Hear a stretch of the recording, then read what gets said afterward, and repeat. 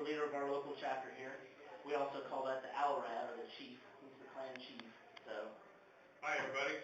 As you can tell, it's Sunday morning. So yeah, it's a Sunday morning. We're semi-informal. He was up much later than me. I go to bed early. So what time did you go to bed, like 11:30? I was watching YouTube videos on my iPhone until like 12. Oh, well, I rolled in at 3, so. Yeah. Perfect, perfect con time. Yeah, so. Yeah, great way to start a panel. So anyway, obviously you're in here because you want to know about the Mandalorian Mercs, what we do, how we are part of Star Wars. The Mercs were founded in 2007 by myself, and we had 4 other people, my wife being one of them, and 3 of our friends. And basically what we do is we represent the Mandalorian culture in Star Wars. The Mandalorian character, which is personified by Boba Fett and Jango Fett in the movies. And I don't know if you watched the Clone Wars, but if you watched the Clone Wars cartoon, the Death Watch are in there. You'll see them in the Mandalorian armor, and then of course you have the Mandalorians themselves that are in the cartoon. Cool thing about the Mandalorians in Clone Wars is that when we first see them, they're all regimented. They're all just the same armor, but by the time the last episode of the Mandalorians ran, they were starting to get into customs. Yeah, they were getting very customized in their look, and that's kind of how we've always worked. Everybody in the Mercs, most people, I won't say everybody, because we do allow canon costumes like Boba Fett and Jango Fett and those guys also. But those guys probably comprise less than 5% of our total membership. Most of our members are, custom. They have a custom of their own look that they come up with. We do have a set list of standards that you have to go by, because you have to look Mandalorian, like you have to look like you're from the Star Wars galaxy as a Mandalorian. Even though I'm custom, you can still tell what this is. It still looks familiar. Right. He's got the T-visor. Just same thing with my helmet. It's very customized, but it still has the general outlines and shape of the Mandalorian helmet.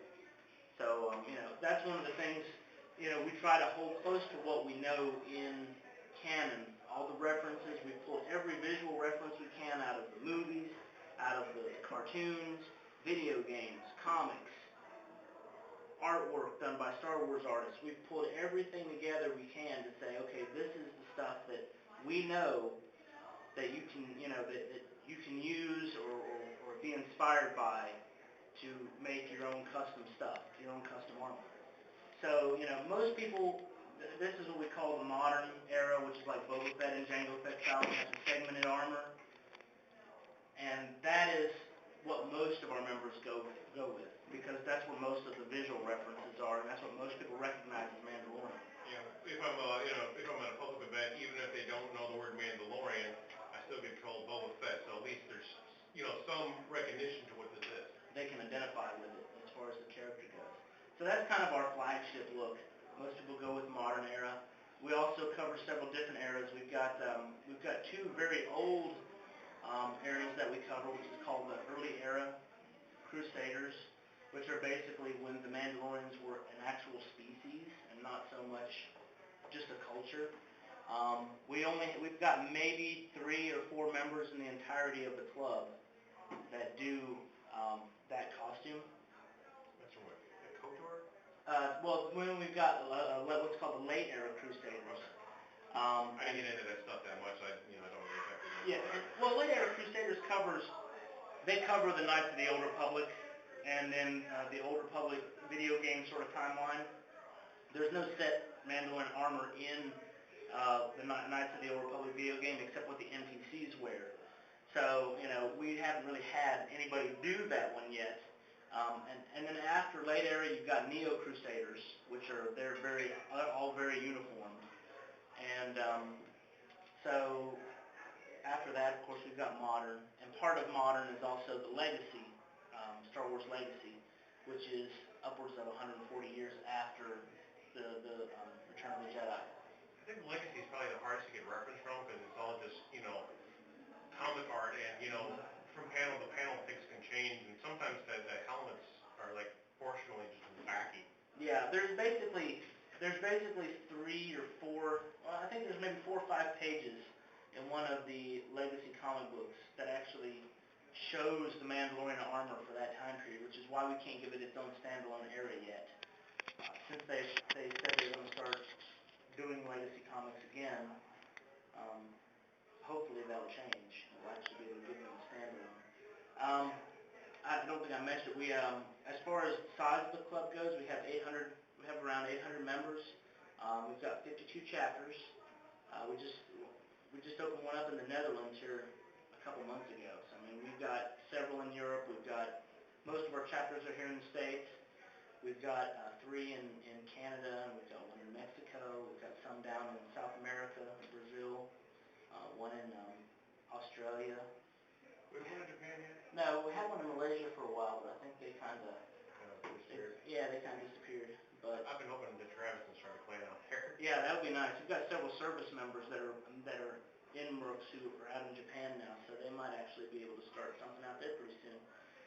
I keep on trying to tell him to call it Gojira Clan, and he won't go for it. Gojira Clan, yeah. Moth Clan. Yeah, Moth Clan. Rodan Clan. There you go, Clan That Rodan. sounds good, Clan Rodan. But anyway, so we that's how the structure of the club goes. We have basically, you've got your regular official member who is he's a person who's approved with a specific set of armor. And then after that, we have a small, sort of like a small sub-chapter in areas that don't quite have enough members to be a full-blown chapter, but they've got enough to do events together. We call those squads. They're standalones, just not like the 501st where squads are part of garrisons. Their squads and Mercs are totally standalone. Squads are 5 and clans are 10, right? Squads are 3. Okay, squads are 3. Yeah, clans are 5 or more That's right. members. Yeah. Sorry. And then clans. I mean, so many clubs, it's hard to keep track of what. Clans are the next. That's most of the local chapters are clans. Each clan is different. They've got their own name. They elect the leader, and then the leader appoints 2 to 3 officers depending on the size of the clan. And then outside of clans, we have our regions, which are represented by a single person that the clan leaders elect. They vote on yearly, or they vote to not have to vote. It's one or the other. We really try to work off of like a meritocracy with limited democracy, because we found that democracy is great in the real government, but when it comes to organizations that are mostly ran by nerds, too much democracy is a bad thing. Bad thing. Yeah, you gotta keep the politics down too. We've kind of learned from other costume groups, of which I'm a member. So. Yeah. Too much democracy leads to way too much politics. So we work off a meritocracy system where if the people in your clan feel that you're the person who needs to be the leader, then when the January or February rolls with January, when January rolls around, they can vote you in, or they can vote to not have to vote.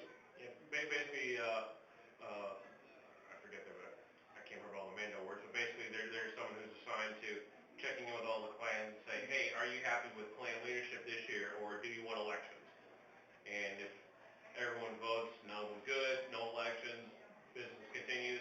Someone says, I'd like to have a vote, and then, people run or whatever. Even if someone says I'd like to see an election, if no one else comes up to oppose, it's still just business as usual. So. Yeah, we've been pretty lucky here locally. We've never really voted on it. Yeah. Everybody's been pretty happy with Chris. Yeah, I haven't ticked anyone off too bad yet. Yeah. So. That's a good thing. Yeah, I try to keep things as laid back as possible. I've been doing Star Wars costuming at this point for 12 years. Been a member of the 501st for that long, and been subsequent member of other groups since. I try to keep things as laid back and as friendly as possible. I mean, every now and then I put a foot down on something, but I think the worst thing I've had to get on somebody about was having a cigarette in public in costume. Yeah. I mean, and that's just a warning. Hey, don't do that.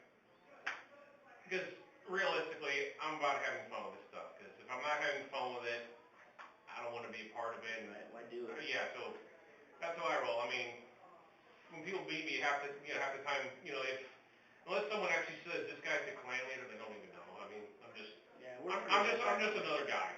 Wait, you're the clan leader? Yeah, we're really laid back Yeah, here. and That's a good you're thing. you're the comedian. It's good to be in a laid back area because we do have some not so laid back areas. Which that's good for those guys too because that's just the way they're used to running. So there's nothing wrong with that.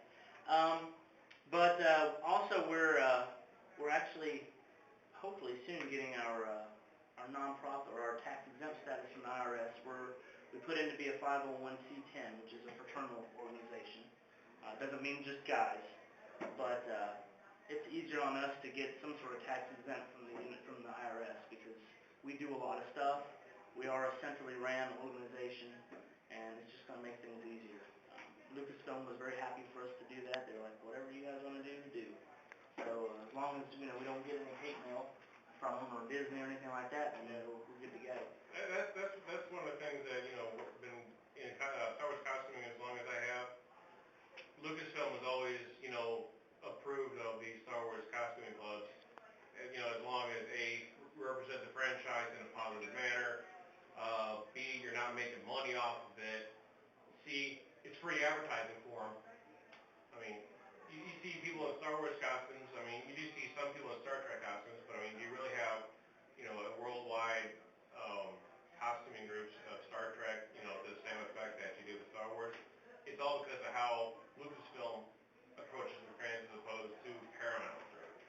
The way, I can't remember who that is that has the Stargate franchise, but I know they were cracking down on Stargate guys for a while. I mean, Yeah, we're pretty much left to our own devices as long as we don't do anything stupid, They've told us that, we can run things however we want to run it as long as we run it in a good light. Yeah. You let us play with your toys as long as we play nice, basically. I mean, that's basically the way it breaks down.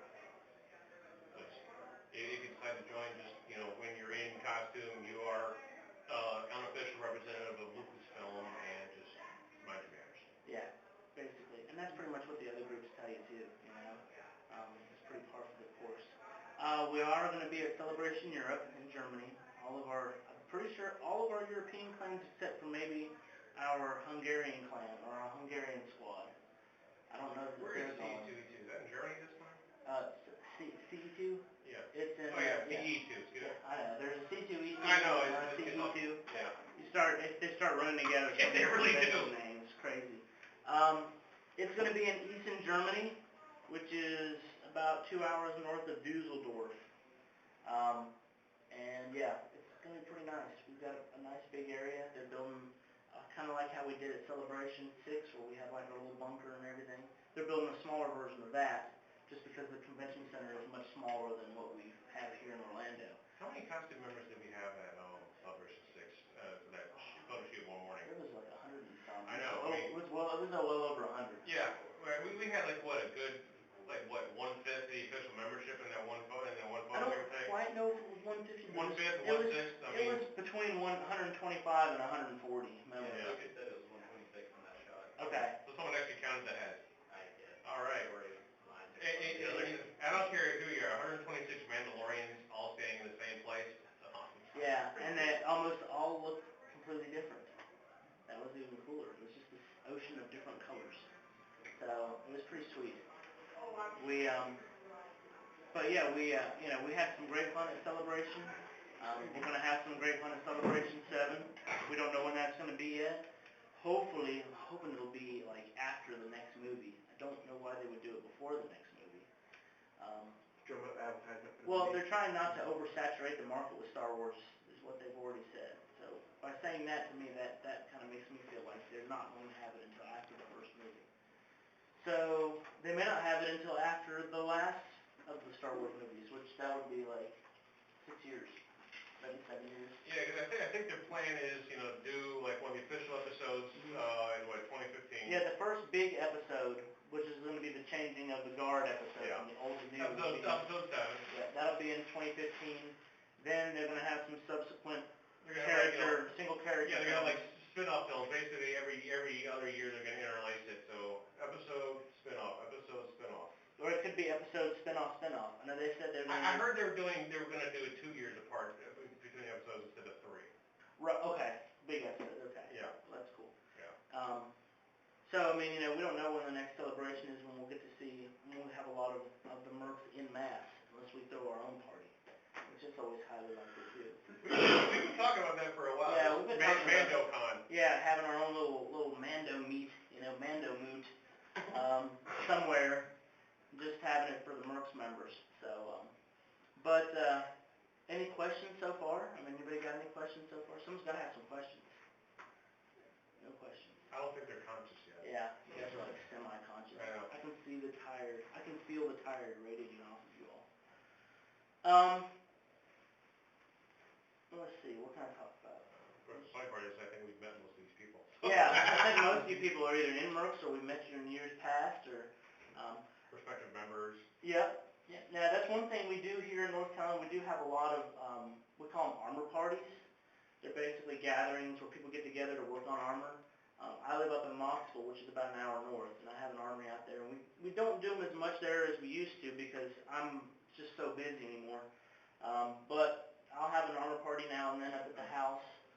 Raleigh, we have most of our members, a good chunk of our members are in the Raleigh-Durham area, and they have armor parties out there regularly. There's a little group called the 105th, and they're basically a bunch of different costumers from different genres, and they get together and work on all kinds of stuff. So they, Two or three of them are official members, and Yep. they started in that little group to just kind of get together and do that. And Zohar just started having armor parties around his house, and he's 5 minutes from me, really. yeah, he's in Greensboro. No.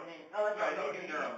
He's in Raleigh. He's in Raleigh He's too? 5 minutes from my Okay, house. well, we get a lot. See, and then we got a guy in Greensboro who's been running parties too. That's about an hour from me also.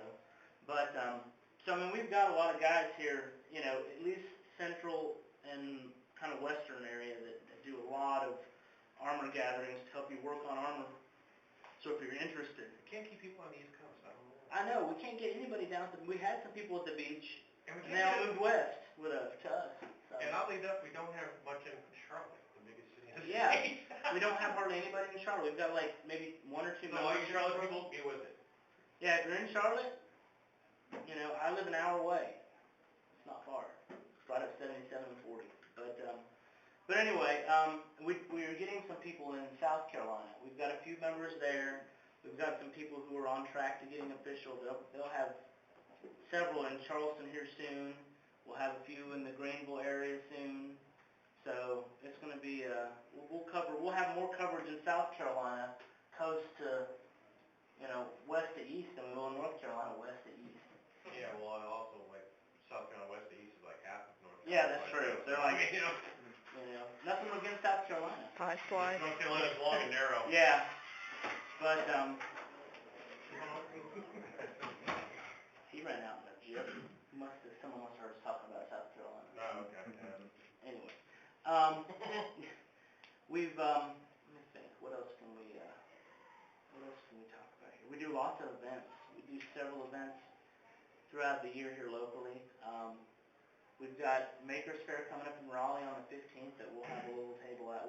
I don't know how little it'll be, but we'll have a table there. We're gonna have two 8-foot tables. They're gonna, Okay. yeah, there's a combination between us and the Power Person. I think some of the 105th guys are gonna show up too, so. Okay. So Andrew's been kinda heading that up, and we're gonna get two 8x8 tables, and they're gonna, you know, like, I'm actually gonna go over there and just kit up, so people can see what the finished product looks like, and other people are gonna be sitting there working on it. Okay. I haven't been to Maker's Fair before, and it's gonna be a new thing for me, but I'm kinda interested to see what we Yeah, I've never been on either. Yeah, but, you know, while we're kind of on the subject of making, why don't we talk about what our shoes Sure. are made of? Go ahead. I'll let you. Well, I mean, you actually made this, but... Yeah, but you wear it now. Yeah, this is true. Most of us in Talent Clan, because, you know, of the armor parties he has and he can work with metal, that's real steel. Yep. It's 18 gauge? Oh, no, that's 22. 22 gauge, excuse me. This is a 22 gauge steel. I've never actually weighed all this stuff, but I'm pretty sure it's a good 30, 40 pounds when I put everything on. Yeah, it can get heavy. And, you know, the funny thing Once you about... put it on, you really don't notice the weight that much if you have it distributed, right? But Yeah. The funny thing about the weight issue is, the weight is really, the armor is not, the armor plates are not really the heavy part. It's the cloth and the leather and everything else that's heavier than the armor. I wear a 14 gauge aluminum and 18 gauge steel, and yeah, that's pretty heavy. I mean, that's almost, you know, SCA thickness. You know, I could go out on the SCA field probably with it on. Not with the helmet, because that's resin. Yeah, you wouldn't go whack with that. Yeah, I wouldn't want to do that. I would be really mad at somebody. Probably myself. Yeah. But the metal itself, the armor itself is not the heavy part because it is segmented. It's not like, you know, you've got it covering every square inch of your body. It's the vests that they're on. Like, this is a thick vinyl vest. I mean, it's pretty heavy. I wear a leather vest. It's padded also, padded and lined. So it's pretty heavy. And then my girth belt rig weighs like, it's 35 pounds by itself. Just the girth belt and the ammo belt. Because it's all leather. Every piece of it is leather. Leather is heavy. I know at one point your kit was, around 90 pounds It altogether? still is. When I put everything on and have my weapons pack and everything else, it's about 95, 96 pounds. So right around 100 pounds. So And that's pretty heavy. nerves on exercise, right? Yeah. Walk around this for an hour. You've got to have your body, you know, I'm not saying you have to be physically in shape. You just look at me, I'm not in Yeah. shape, but... Yeah, I mean, your body has to be used to wearing it. You know, you really have to acclimate yourself to wearing it because it taxes you physically. Yeah, it'll wear you out. I mean, not just the fact you're carrying around the extra weight, you are going to sweat. Unless you are in Antarctica, you will be sweating in this. Yeah, I mean, you're layered. You know, you've got whatever you're wearing under your jumpsuit or your flight suit, and you've got a full body flight suit, or even if it's a two-piece flight suit, you're still wearing sleeves, and you know, it's still a lot of material. Then you got the vest, the armor goes on top of that, and then some people wear capes. You know, I mean, I look at what I wear. I've got my flight suit, I've got my vest, I have what I call a trench vest, but it's just a long, it's almost like a sleeveless long Yeah, skirt. it's like a sleeveless robe. It doesn't join in the front, and then I've got a cape that I wear on, or a cloak that I wear on top of that. So it's like 4 layers of heavy cloth. You know? And here's what one looks like when he's put together, pretty Yes. much. So there you go. Excellent timing. We were just Yeah. talking about how the armor is put together. Come up here. Okay. My Mandalorian senses were tingling. Yeah. Good work. Oops. Yeah, so you can see how you can get a pretty good idea of how this is all put together here. He's got a little bit heavier kit than what I normally wear because he's got on thighs and he's also got on shins. I've actually just acquired a pair of shins I haven't put together yet. But you can see there's usually things here.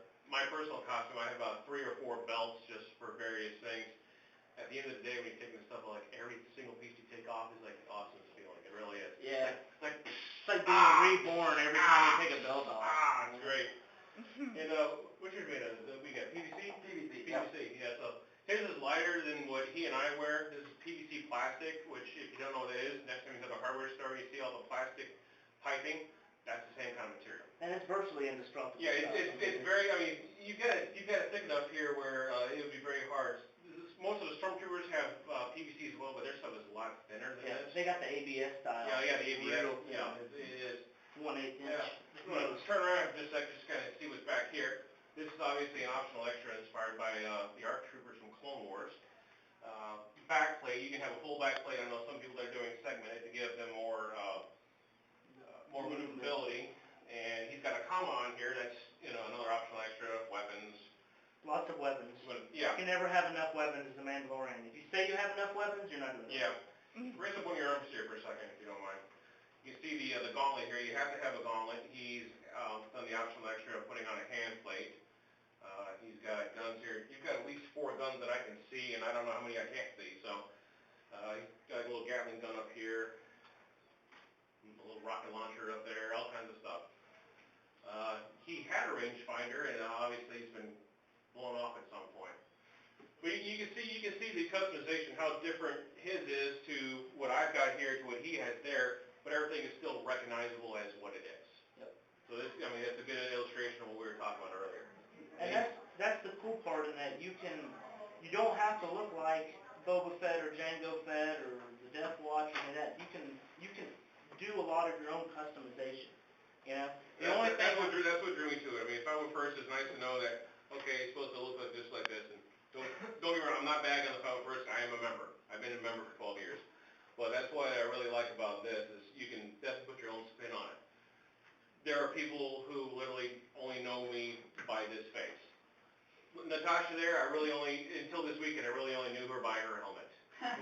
I mean, it is a beautiful, it is a unique and beautiful helmet. Well, thank you. So, I mean, it's all in, it's really, almost your imagination is a limit within, certain guidelines. You can't get too crazy with a couple of things, like he was saying, we do have certain basics.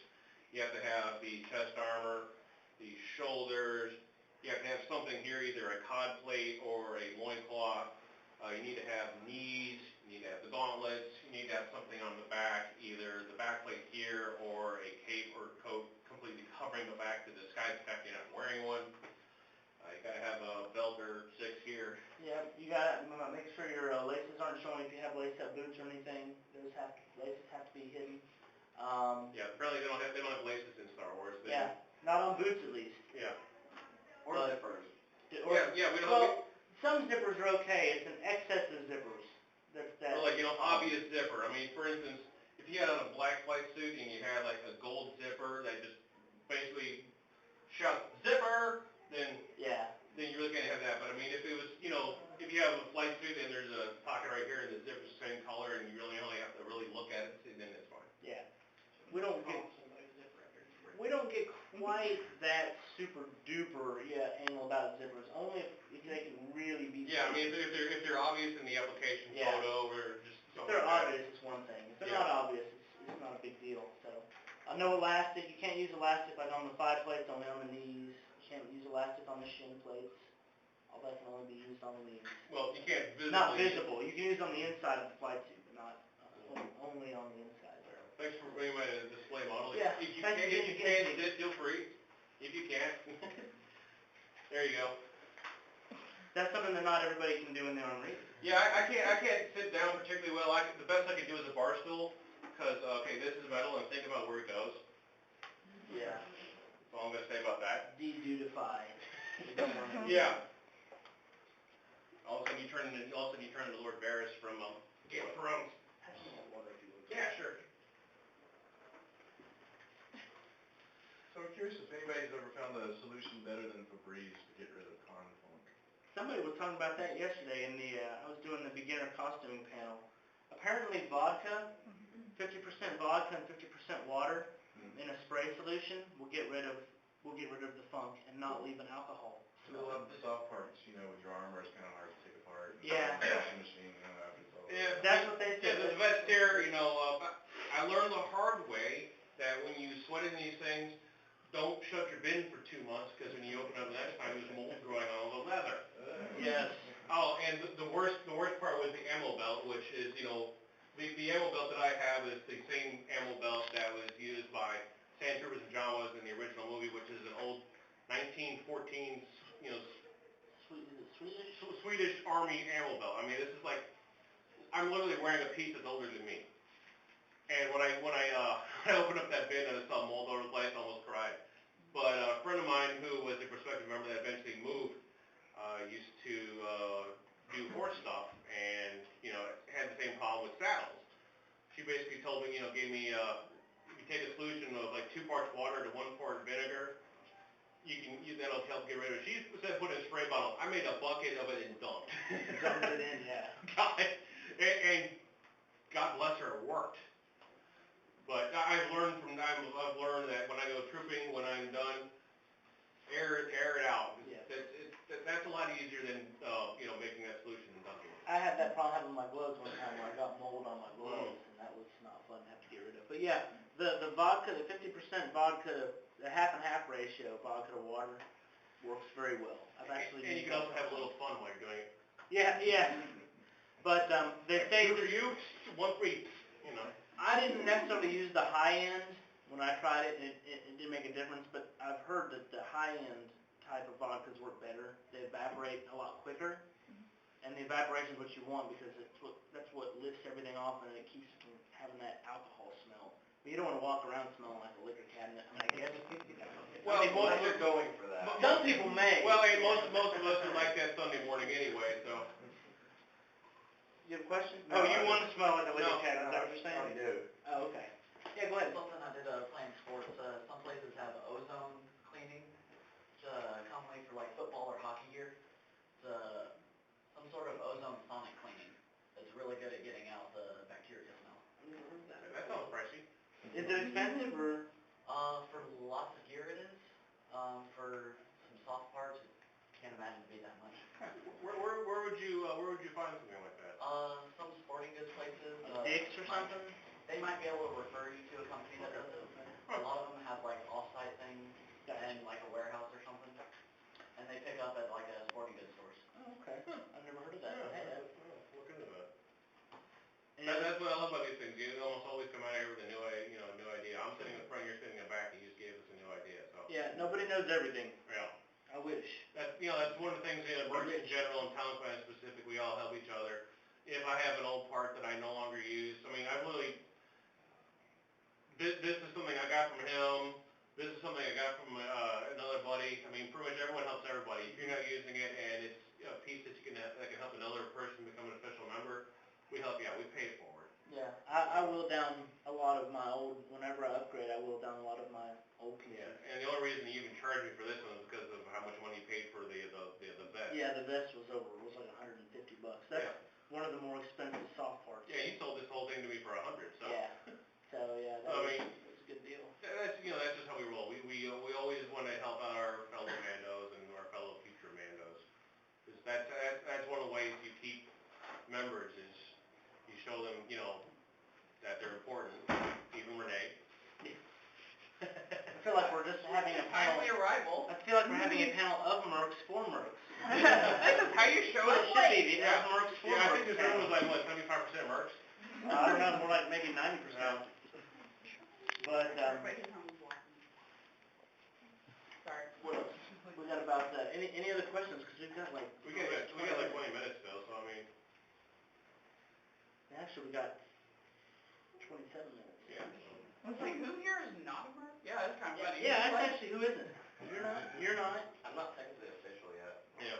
Yeah, Well, you're married to a Merc. Yeah. So you're kind of a Merc almost by default. Yeah, you're Okay, y'all, kind of I guilty want by to get him association. in armor. Everyone peer pressure him right the heck. All the Do cool it, do it. Alright, you know how we were just talking about where we help each other out, we go to armor parties and stuff? Bring him. He's gone to a couple, and he hasn't. We're gonna have one here in the next month or so probably to Josh. You know what? When you find a kit that fits him, put it on him once you wear it. You can't, Yeah, once you put it on, Yeah. you just don't want to take it off at that point. Like Well, you the do, best but... Yeah, about 4 hours later, but yeah, then you want to put it on again and again and again. Robes and the knee-high boots and the lightsabers. Yay! No, not a Jedi. Yay! Well, I do that too, but, no one, very few people look at Jedi and go, dude, that's badass. God, piece of steel. There's several Jedi who, became Mandalorians too. A true Jedi does not seek badassery. Oh, That's what you're ejected. Somebody take him out and beat him after the convention. Can we not kill my husband? We'll just beat the Jedi out of him. We didn't say we're gonna kill him, we just said we're gonna maim him a little bit. But, We only kill when we're paid to. yeah. We don't hate Jedi. Well, I have some money. You got $3? I have quarters. It's gonna be with a sock full of nickels. Okay. Oh, that'll be good, yeah. Well, I might have some. Don't break any bones. I like please, how the halfway grizzlies. through we got bored and we just immediately went to I have a violence. bag full of apples. That's Mando. That's Mando, right? That's Mando. That's what happens when we get bored. We blow things up. We go Jedi. Yes, exactly. That's the other thing. I might as well mention that while I'm thinking about it. We do have a system in the Mercs. After you become official, you can join what's called the brigades. It's groups that are profession specific. It's hard to spit that word out. And basically what it is over the years we had people who would do specific styles of kits that related to a job, like snipers or assassins or heavy weapons or something like that. You had enough people doing them to where it just seemed natural that, hey, maybe these guys, maybe people who are wanting to do similar type of kits needed some resources, because you'd have people ask a lot, well, hey, I want to do a sniper, what do I need, what would look the best for that?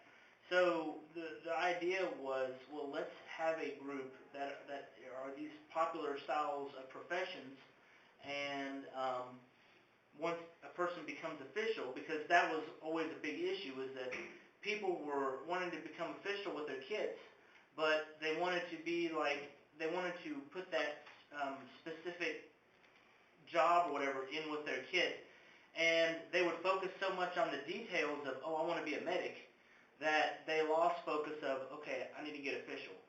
I need to get my armor to a point where I can apply for membership. So... And then that's kind of how we always do, like, hey, I want to do this and the other. Our suggestion is, first, become official. Once you become official, then you can do these additional details. Yeah, the doors open up once you become official to a whole lot of other things that you can do inside the club. And the brigades are pretty much just like, guidelines for specific types of things, like you're Right. talking about. If you want to be a Mandalorian sniper, here's the guidelines. If you want to be Mandalorian heavy weapons, here are the guidelines for that. There is you do not have to be in a brigade. No. I am not in a brigade. I have my kid, I have it the way I want. I'm happy with it. Yeah, it's totally something that you do or don't have to do. It doesn't make you any better or any worse than any official member. It's just you wanted to take your kit in a more specific route that would be more recognizable by either members of the club or whatever as, okay, I'm a sniper, That's really what the brigades are about, is so that people can recognize what you do outside of just wearing the armor. What does your character do? That was kind of the premise behind the brigades, and it seems to work pretty good. It's not something that's a super popular, but it is fairly popular, and it's getting more popular. Yeah. And we just did that run of 100 patches, and they sold out in like 6 hours. Something like that.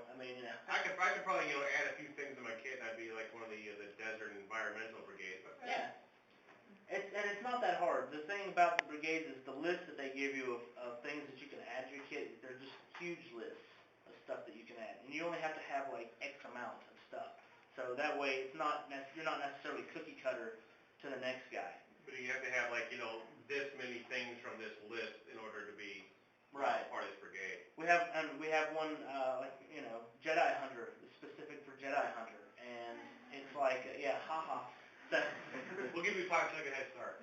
yeah, so there's specific parts that you have to have, and you can wear damaged lightsabers as a trophy or as tools and stuff like that. There's specific things that you can have in the Jedi Hunter Brigade that would be used to, find and beat the crap out of or kill a Jedi, whatever. It kind of almost goes... I'm just taking notes, keep looking the things, please. It kind of almost like in a somewhat opposite direction. There are always people who want to do a crossover Mandalorian. As long as it's not obviously Judge Dredd. I say that was the first example that came to mind. Someone actually did a Judge Dredd Mando. Yeah. If it's obvious to the point where you have a badge that says Judge, no. But if you do something that is inspired by, I've seen a lot that are inspired by something. When someone told me, hey, this was inspired by this, oh, that's cool. But as long as it's still a Mandalorian. Right. You can't have Batmando. Right. There's one thing to do a crossover. There's another thing to use something as just inspiration. And I think that's one of those lines people get blurred a lot. Yeah, that's a good way of putting it. You're inspired by as opposed to a direct crossover. Right. And inspired by doesn't mean you're wearing, a big S on your chest from Superman. It's that maybe you use some similar colors like what's in the Superman costume on your kit or something like that, I think they would still go with the red codpiece. Yeah. Unless you want to be the new one and have